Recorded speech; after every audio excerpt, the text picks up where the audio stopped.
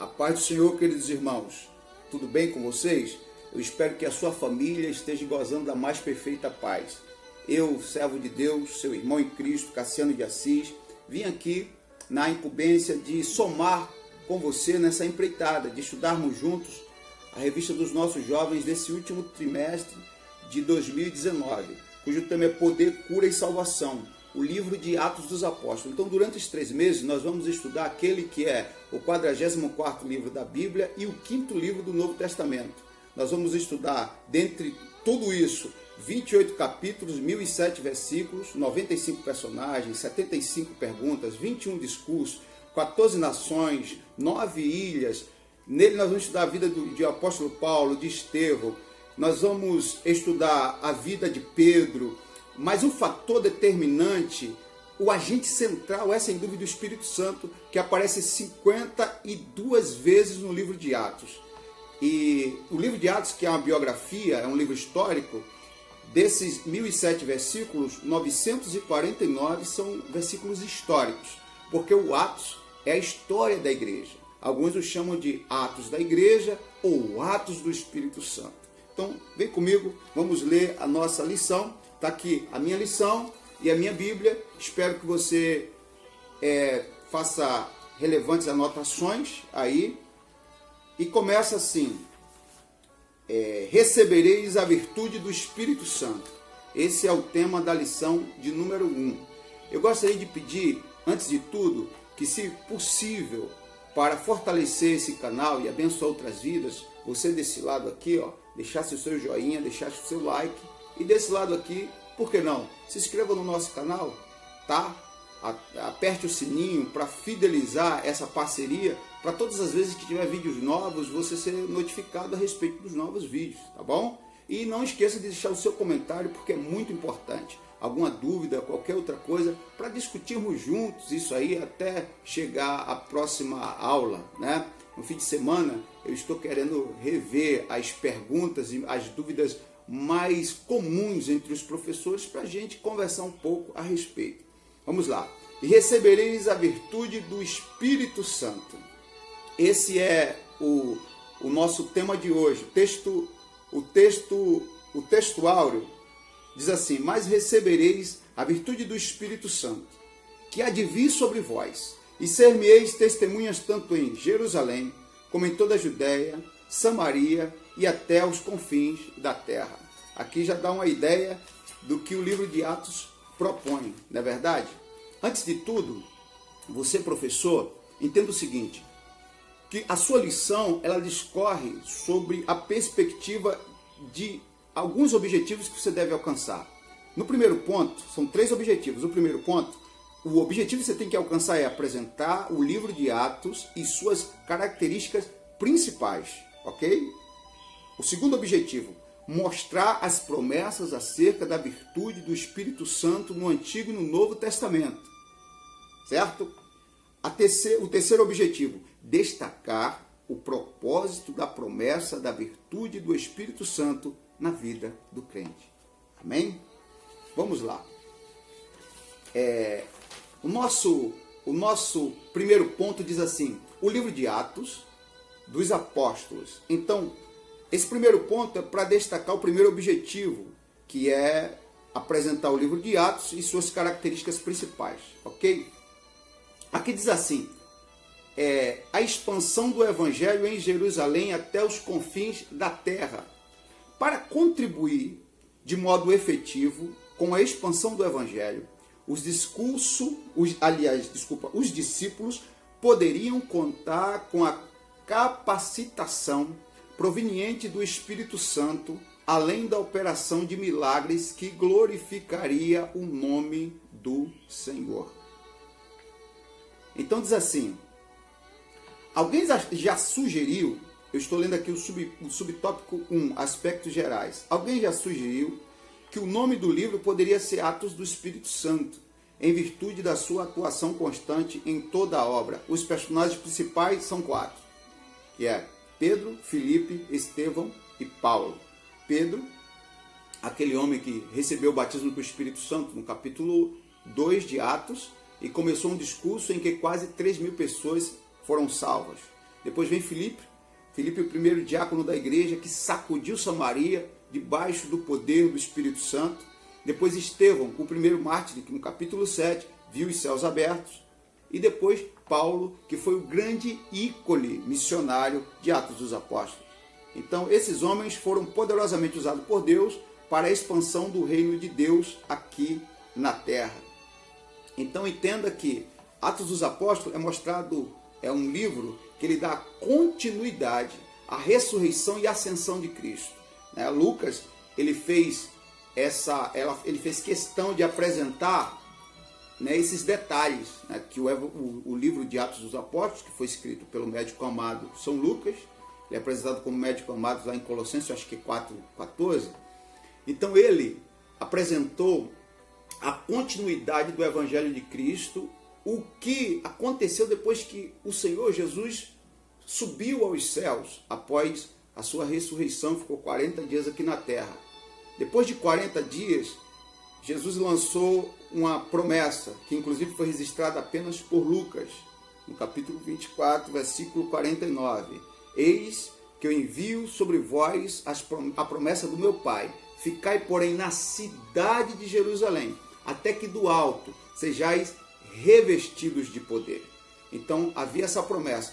40 dias após a ressurreição, 40 dias após a Páscoa, Jesus subiu aos céus e eles tinham que esperar até o dia do derramamento, isso aconteceu no dia de Pentecostes. O dia de Pentecostes era uma festa que era 7 semanas depois da Páscoa. 7 vezes 7, 49. Então, um dia depois das 7 semanas, dos 49 dias, ou seja, o 50º dia, era o dia de Pentecostes, foi o dia que eles receberam. Levando em consideração que quem ouviu essa promessa foram 500 irmãos. 500 irmãos ouviram do próprio Senhor Jesus ressurreto essa promessa. E quando ouviram essa promessa, eles ficaram ali no cenáculo em Jerusalém, não voltaram para casa. Os que eram da Galiléia não voltaram para a Galiléia, os que eram das regiões circunvizinhas de Betânia, seja lá de onde for, eles não voltaram. Eles ficaram lá em Jerusalém e oraram o primeiro, o segundo, o terceiro dia, o quarto dia. E alguns foram indo embora, e ficaram apenas desses 10 dias ininterruptos de oração, ficaram 120 irmãos que foram agraciados pelo dom de Deus. Tiago tem um versículo interessantíssimo, Tiago 1,17, diz que toda boa dádiva, todo dom perfeito, vem do alto, descendo do Pai das luzes, em quem não há mudança nem sombra de variação. Então o dom veio do alto e revestiu os nossos irmãos. Então vamos lá. O subtópico 2 fala sobre o gênero literário. Então o gênero literário de Lucas.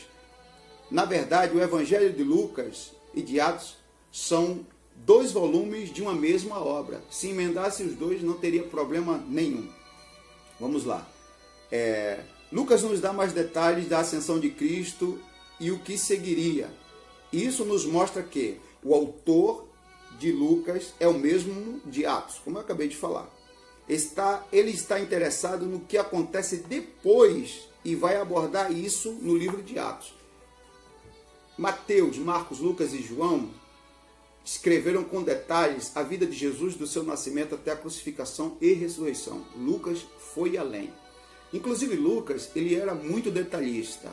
A Bíblia mostra o seguinte, que as 2 obras dele ele escreveu para o seu amigo Teófilo, que segundo alguns historiadores, seria um dos oficiais de Roma, que se converteu por intermédio da evangelização de Lucas, do médico amado. Lucas estava tratando dele. Alguns chegam a comentar também que esse livro de Atos, o objetivo de Lucas era para a defesa de Paulo, para mostrar que a igreja ela não era uma ameaça para o Império Romano, e que Lucas estava tentando convencer Teófilo, como homem de influência, um oficial romano, a não perseguir a igreja, ou, enfim, tomar alguma providência a respeito das perseguições.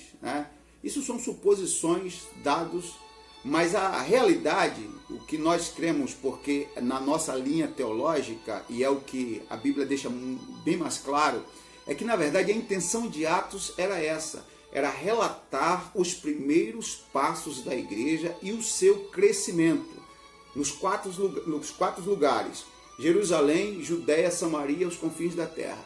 Inclusive o crescimento era desse jeito, começando de dentro para fora. Jerusalém, capital; Judéia, todo o território de Jerusalém; Samaria, territórios vizinhos, né? Regiões adjacentes, até os confins da terra.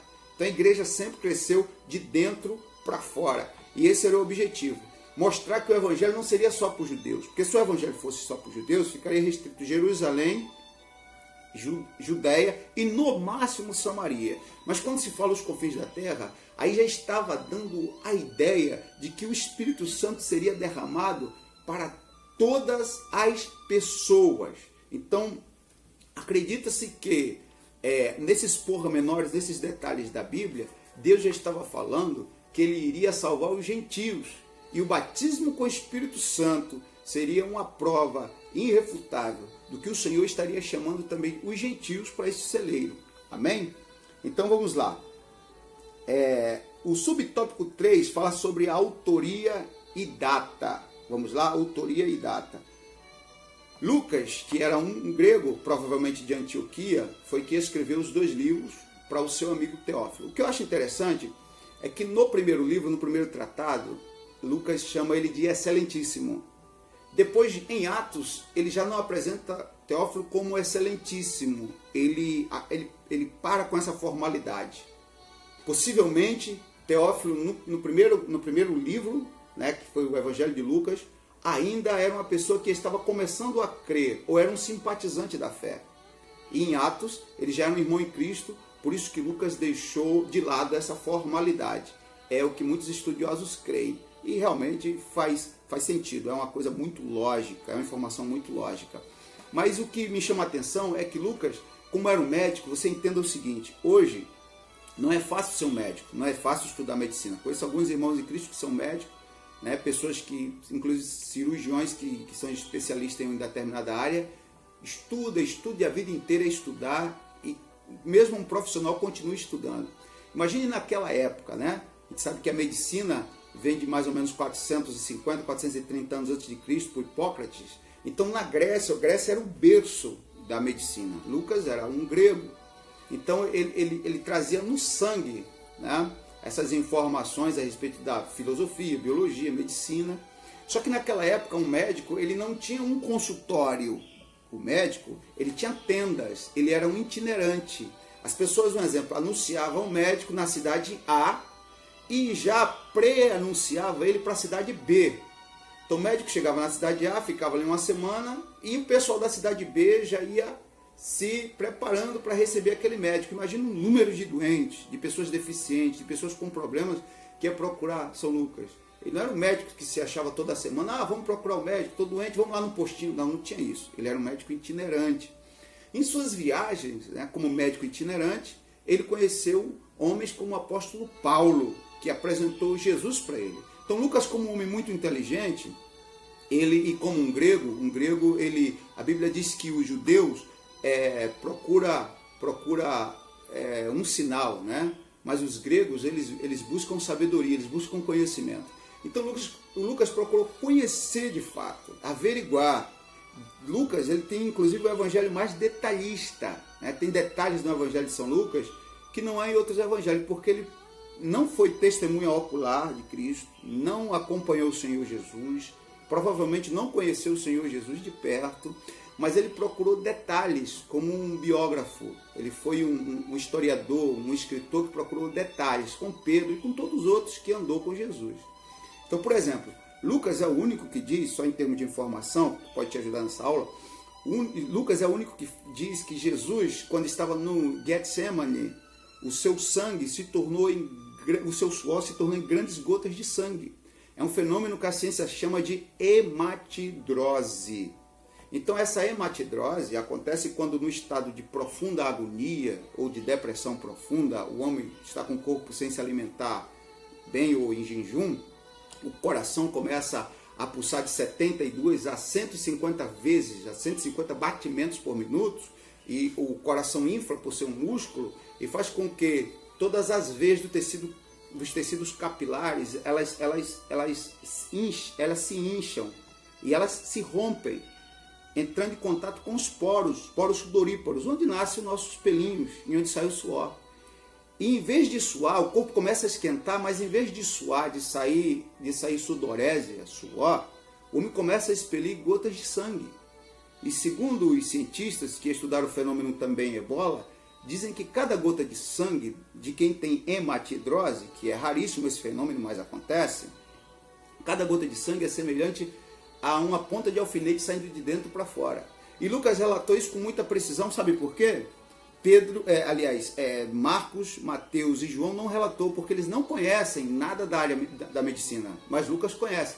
Então Lucas procurou, né, com todos os detalhes a respeito e colocou no seu livro. Então o livro de Lucas, ele é um livro que tem essa característica, os seus detalhes, porque ele quis mostrar os detalhes de coisas que eram importantes, que são importantes da época de Jesus e também da época da igreja. Ele escreveu o Evangelho e ele usou um grego versátil, com fineza gramatical, ou com finezas gramaticais. O grego da Bíblia, o grego mais utilizado, né, no Novo Testamento, é o koiné. E Lucas, ele tinha um grego mais apurado. Era como se você comparasse o português de Portugal e o português do Brasil. O português do Brasil tem muitas gírias. O português de Portugal, ele é um português mais puro, digamos assim. Apesar que eu particularmente prefiro, um abraço aos irmãos de Portugal, mas eu prefiro o português que nós, os brasileiros, falamos. Mas assim, enfim, Lucas, ele tinha um grego assim, por ele ser grego também, ser uma pessoa de uma educação helenista, ele tinha um grego mais apurado.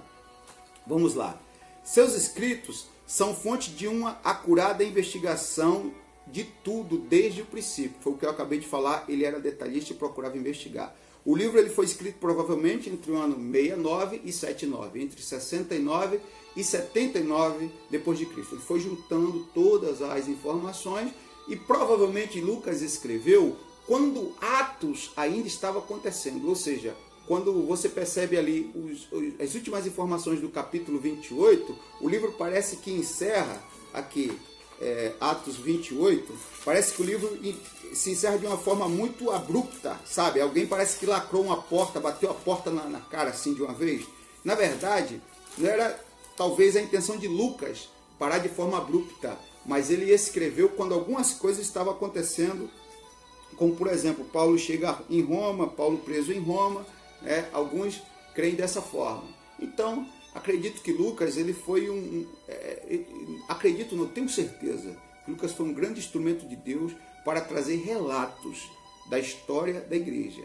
O que seria de nós, a igreja, qual o conhecimento que teríamos do pentecostalismo, do derramamento dos dons, da conversão de Paulo, da morte de Estevão, se não fossem os relatos de Lucas, O discurso de Pedro, o avivamento lá em Cesareia, Atos dos Apóstolos, todo o capítulo fala sobre o Espírito Santo. No capítulo 1 tem a promessa, no capítulo 2 você vai ver o derramamento, no capítulo 3 o milagre na Porta Formosa através do Espírito Santo, no capítulo 4 um revestimento que mexeu a igreja, o revestimento do Espírito Santo, no capítulo 5 mentiram contra o Espírito e morreram, no capítulo 6 solucionaram problemas através do Espírito, o capítulo 7 você vê diácono sendo usado pelo Espírito Santo, capítulo 8 Samaria sacudida pelo Espírito Santo, capítulo 9 Saulo sendo batizado pelo Espírito Santo, o capítulo 10 Pedro chega em Cesareia, Cornélio é batizado, quase 3.000 pessoas é batizado com o Espírito Santo move Cesareia. Aí o capítulo 11 mostra a reunião de obreiro movida pelo Espírito Santo, o capítulo 12 é a reunião missionária movida pelo Espírito Santo, e por aí vai até o capítulo 28, o Espírito Santo discorre por todo o livro de Atos. Ok? Então, esse foi o objetivo, apresentar as suas características principais. Vamos lá? Promessa da vinda do Espírito Santo, promessa feita no Antigo Testamento. Deus já havia falado séculos antes, por meio do profeta Joel, que derramaria o Espírito Santo sobre toda a carne. Essa promessa, ela é uma promessa que todos nós conhecemos, Joel 2, 28, e há de ser que nos últimos dias derramarei do o meu espírito sobre toda a carne, vossos filhos e vossas filhas profetizarão, tudo você conhece, enfim. Então, Deus já havia falado. Mas antes de Joel teve outros profetas, por exemplo, o profeta Isaías, 44:3, eu acho que é isso. Isaías, você dá licença, deixa eu dar uma olhada aqui. Abre a sua Bíblia comigo. Como é bom estudar a palavra de Deus, aleluia. Aqui, Isaías, aqui ó.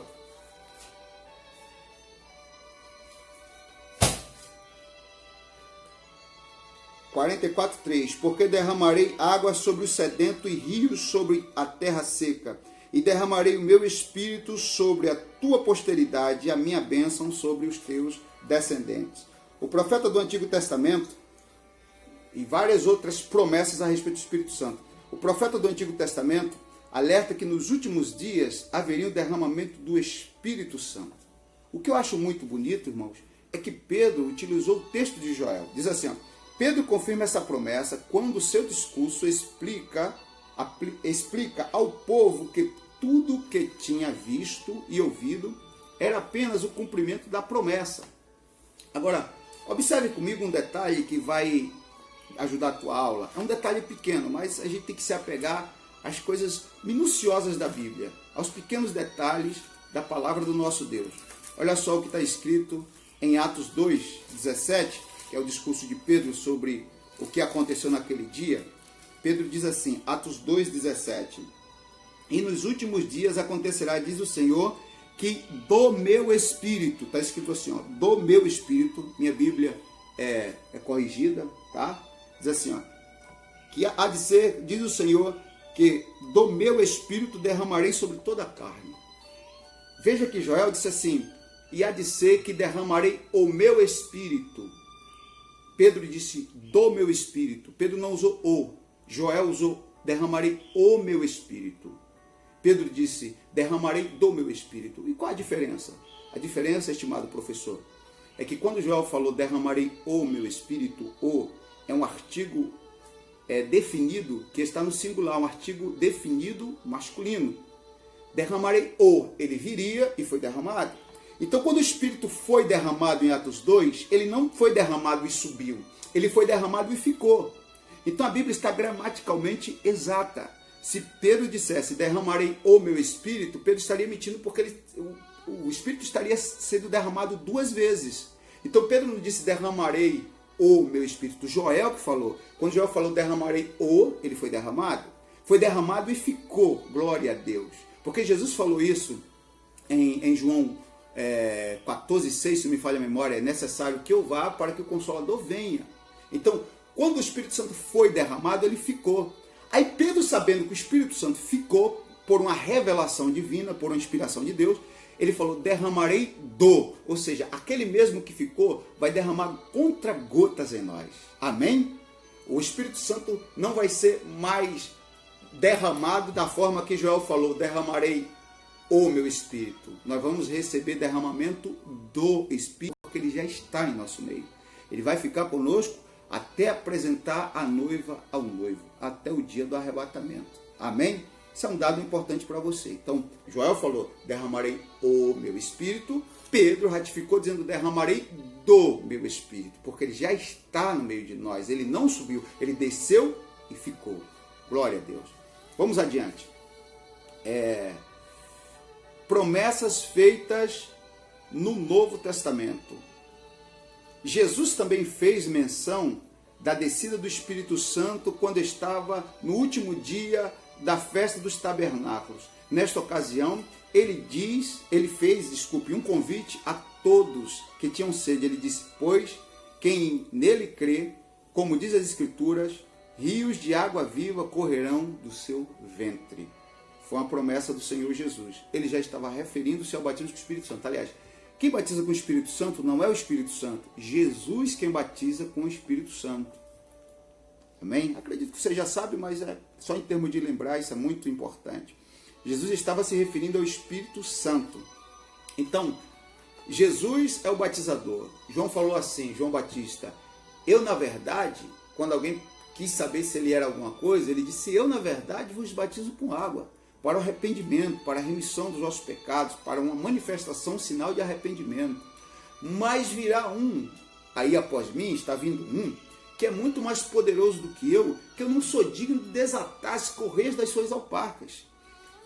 Esse vos batizará com o Espírito Santo e com fogo. E João ainda vai além dizendo, e na sua pá, em sua mão tem uma pá que limpará a vossa eira, separando o trigo, né, os cereais da palha. A palha ele queima no fogo e o cereal, o trigo, ele guarda no celeiro. Então o batismo com o Espírito Santo, ele queima a palha. O batismo com o Espírito Santo faz de um homem que até então se considerava um pecador, ou estava capengando na igreja, ou precisando de um revestimento, faz dele uma criatura melhor, né? Algumas palhas são queimadas e aquele homem recebe um revestimento. E o que seria revestimento? Por exemplo, Paulo faz uma analogia a respeito da nossa vida em pecado. Ele diz que outrora estávamos sem Cristo, Efésios 2, ele diz que nós estávamos mortos, nus, que é a mesma palavra que Jesus usa para falar para a igreja de Laodiceia, lá em Apocalipse 3, né? Então, a igreja que estava nua, a igreja que estava miseravelmente distante de Deus, era considerada uma igreja nua, morta. Então, era como nós estávamos. Quando nós aceitamos a Cristo, Ele nos vestiu com veste de salvação, a veste de Apocalipse 7,14, veste de salvação. E depois das vestes de salvação, o que acontece? Aí nós estávamos salvos, vestidos de veste de salvação, só que sem poder. Aí o Espírito Santo, em Atos 2, começou a operar o revestimento, ele nos revestiu. É como se eu, com essa camisa cobre a minha nudez, colocasse aqui um paletó, um blazer, um casaco, aí esse casaco me revestiu para me proteger do frio. Então, esse é um crente revestido, tá? Isso não quer dizer que o crente que não é revestido não seja salvo. Para você ser salvo tem que ter veste de salvação. Mas para você ter poder, você tem que ser revestido do Espírito Santo. Amém? Vamos adiante. Diz assim, no subtópico 3, orientações sobre o cumprimento da promessa. Determinando que não se ausentasse de Jerusalém. Jesus deu uma ordem e a obediência é sempre necessária para as suas promessas, para que sua promessa se cumpra. Tá? Quando Deus faz uma promessa, a primeira coisa é obedecer, porque obedecer é melhor do que sacrificar. Então, é necessário que obedeça, para que se cumpra nas nossas vidas, como aconteceu com aqueles discípulos de Jesus. Qual foi o pedido do Senhor, a ordem dele? Determinou que não se ausentasse de Jerusalém até que a promessa se cumprisse. Lucas falou isso em Lucas 24, 49, né? Eis que envio sobre vós a promessa do meu Pai. Ficai, porém, na cidade de Jerusalém, até que do alto sejais revestido de poder. Então, o grande mistério, ele está em Jerusalém. Faça essa pergunta aos seus jovens: aonde você está? Você quer que a promessa de Deus se cumpra? Não saia de Jerusalém. O que significa Jerusalém? Salmo 122, o salmista disse assim: alegrei-me quando me disseram, vamos à casa do Senhor. Aí versículo 2 diz assim: os meus pés estão dentro da tua porta, ó Jerusalém. Agora o salmista, quando escreve o Salmo 46, ele diz: Deus é meu refúgio e fortaleza, socorro bem presente na angústia.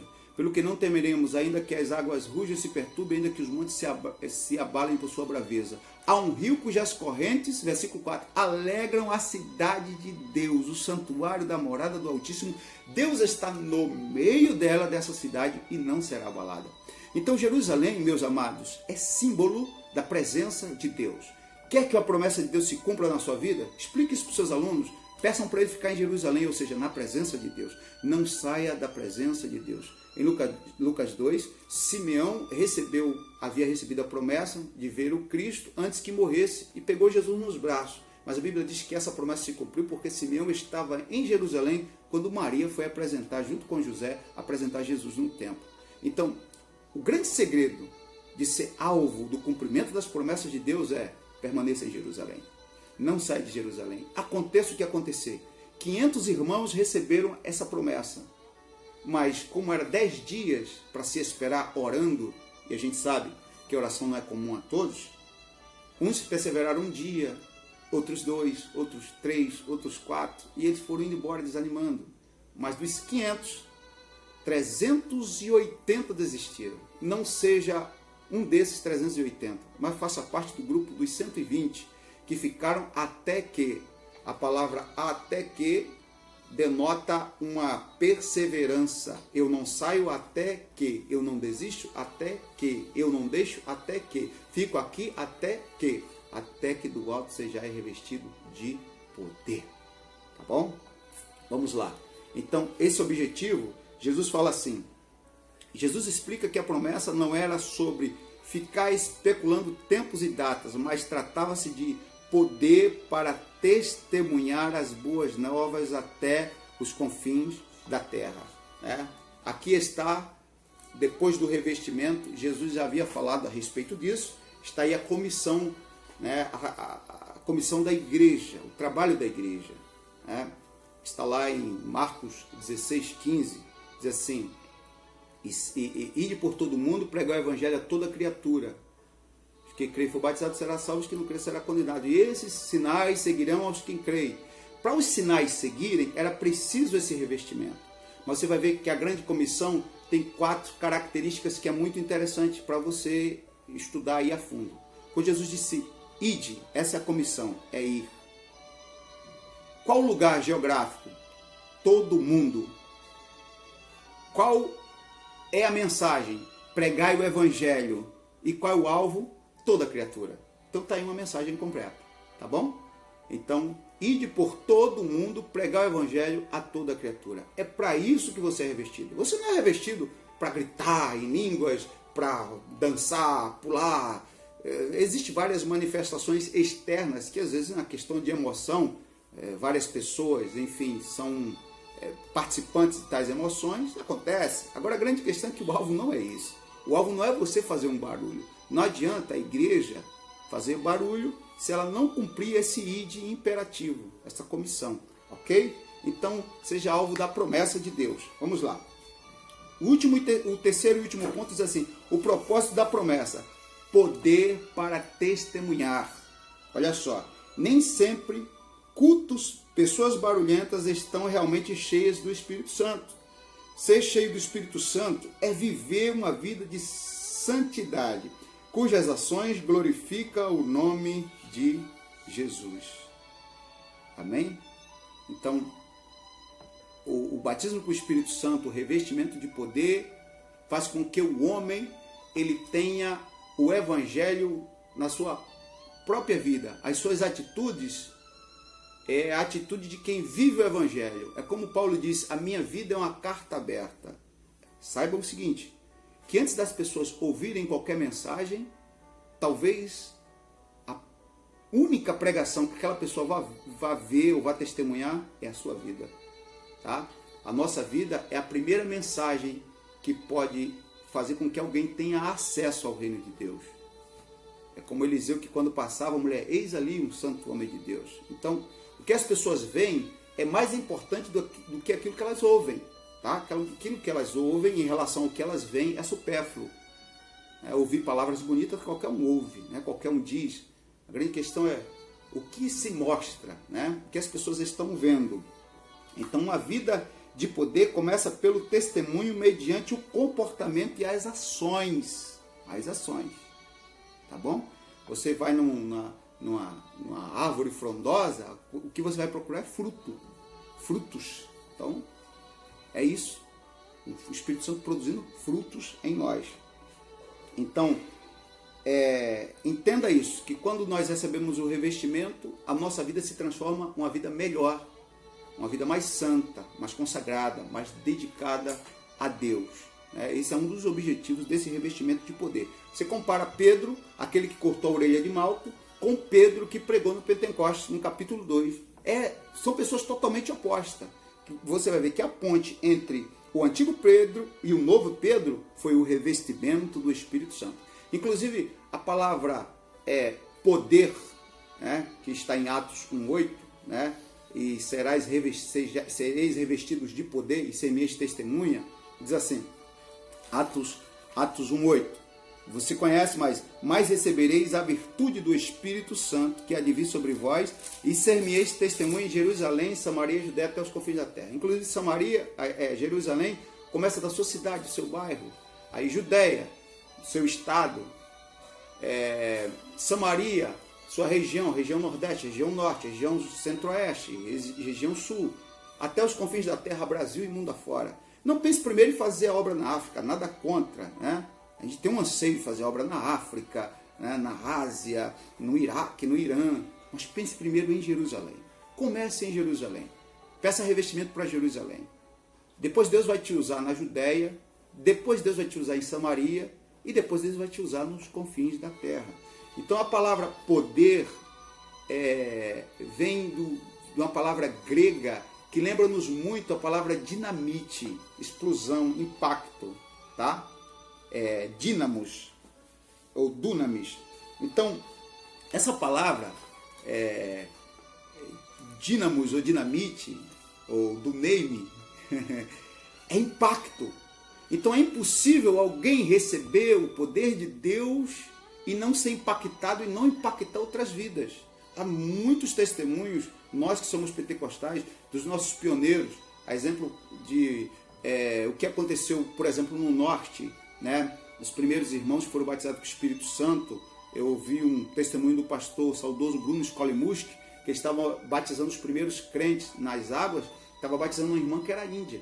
E quando ele estava batizando na água, que ela saiu da água, Jesus a batizou dentro da água com o Espírito Santo.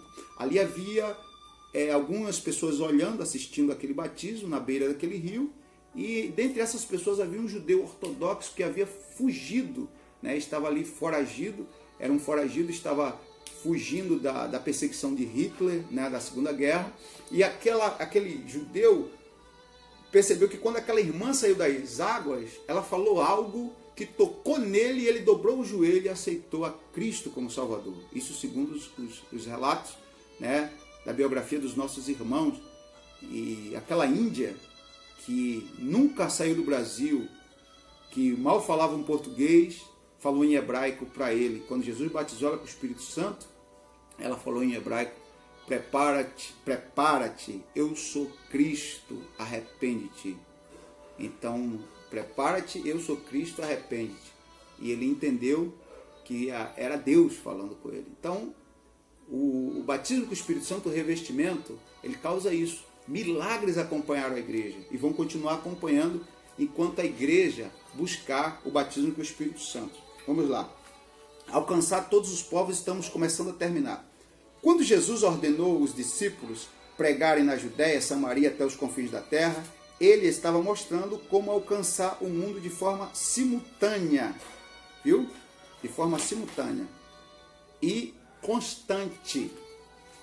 Então, entenda que Deus quer te usar para salvar a tua rua, salvar o teu bairro. Deus quer levantar jovens. Eu lembro da minha época de jovem, com 18 anos, levantamos um grupo EMPECRA, Embaixadores Pentecostais para Cristo. Nos embaixadores pentecostais, o primeiro dia que saiu na rua, além das almas que foram salvas, pessoas endemoniadas que foram libertas, andando na rua e contando esses testemunhos dentro do grupo, Jesus batizou 9 jovens com o Espírito Santo. Só contando as maravilhas de Deus. 9 foram batizados na estrada, andando, no meio da roça.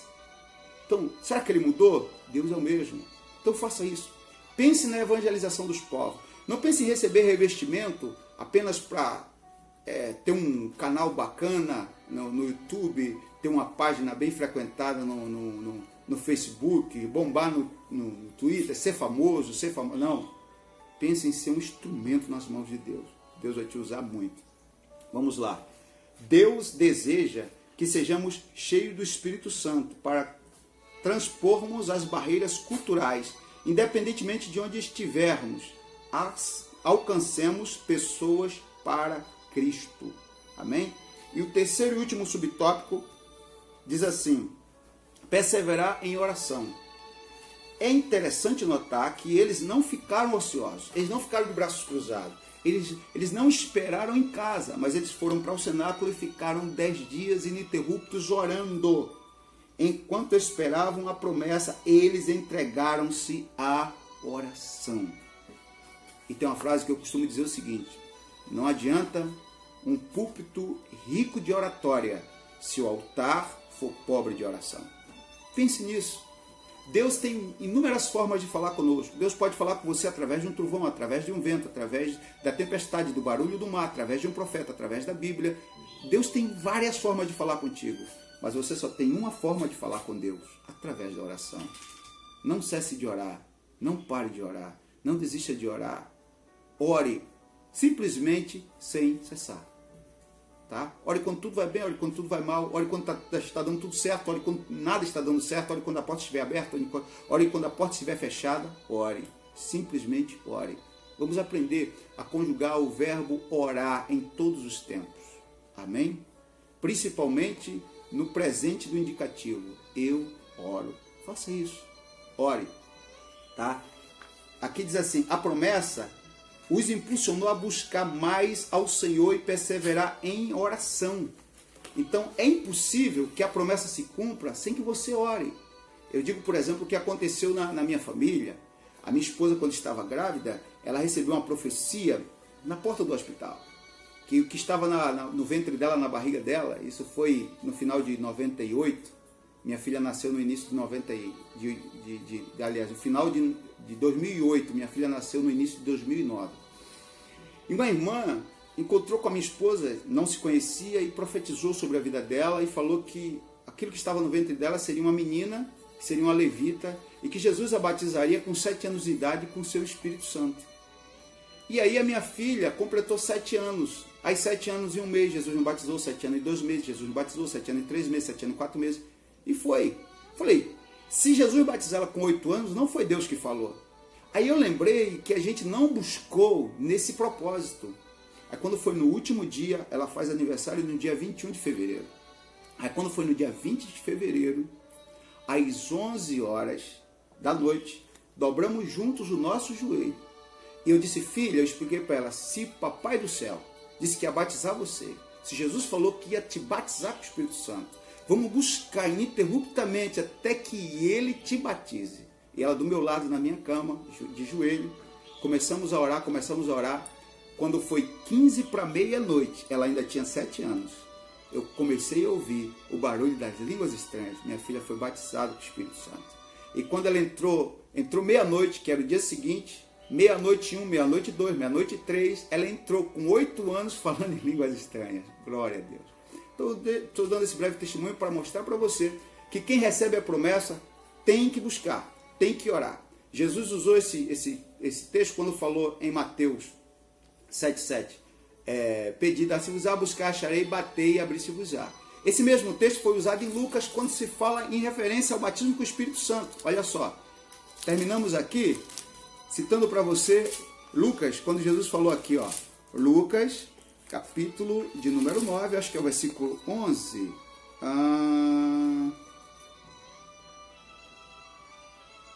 Aqui, Mateus 7,7.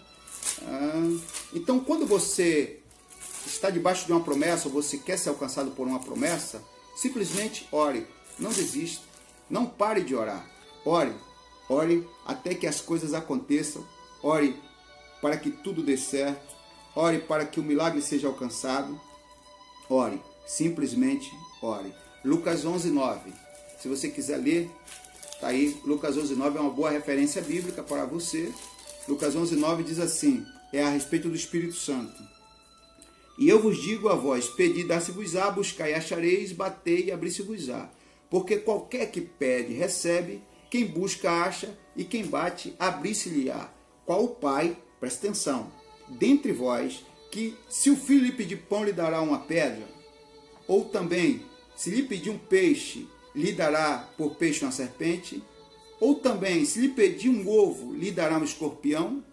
Pois se vós, sendo maus, sabeis dar boas dádivas aos vossos filhos, lembrando de Tiago 1,17, toda boa dádiva e todo dom perfeito vem dele. Mas se nós somos maus, como os homens limitados, né, cheios de falhas, de fraqueza, mesmo assim sabemos dar boa dádiva aos nossos filhos que nos pedem, quanto mais o Pai Celestial dará o Espírito Santo àquele que nos pedirem. Então peça crendo, peça buscando, tá? E nós finalizamos aqui dizendo que Atos dos Apóstolos é um repositório vital de verdades teológicas que contam a história da igreja. E isso nós destacamos agora, é o propósito da promessa da virtude do Espírito Santo na vida do crente. É te encher, te revestir, te capacitar, te habilitar para grandes obras em nome de Jesus. Para que o nome do Senhor seja glorificado através da tua vida e através do teu ministério. Eu espero que essa lição tenha sido útil. Se você tiver alguma dúvida, deixe aí embaixo o seu comentário, para que mais tarde, depois, antes de domingo, nós venhamos a conversar a respeito do assunto. Não esqueça de se inscrever aqui, no canal. Aperte aí no sininho para você ficar por dentro das notificações de novos vídeos. E, por favor, deixe seu like, coopere conosco, tá? Espero ter sido bênção para a sua vida. Que Deus em Cristo te abençoe de uma forma muito poderosa e muito especial. Até lá, até a próxima, querendo Deus. O Senhor te abençoe e te guarde. Fique na paz.